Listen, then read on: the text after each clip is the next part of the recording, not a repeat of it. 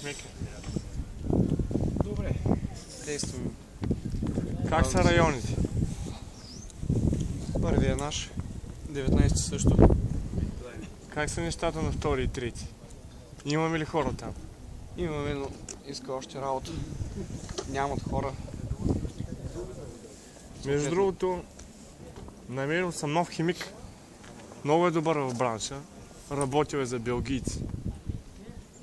И в Англия се е пробвал. Как ще вържат? 50% бяло, 35% кафяво чисто. Ами, смятам да е 60 на 40. По-добре за пазара и ние ще спестим ресурс. Пък и все пак, ние управляваме голяма част от града. Джаро иска още. Ами, трябва да направим някаква схема да включим и него.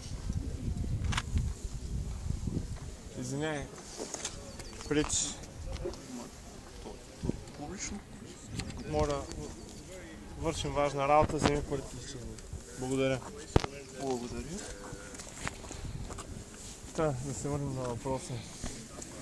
Бизнес се върти доста трудно нещо време. Да, и след такава хубава гледка няма как човек да не намисли за бизнес. Ето, например, ония двете сгради, големите, болниците, според теб, кой ги храни тях, а? Джаро? Разбира се, Джаро. Ама затова ние трябва да вършим мръсната работа.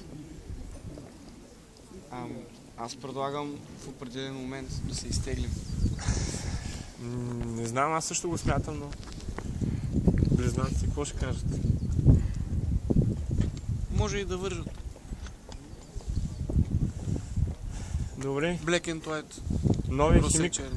Новия химик. Да му се обаждаме да го оговаря.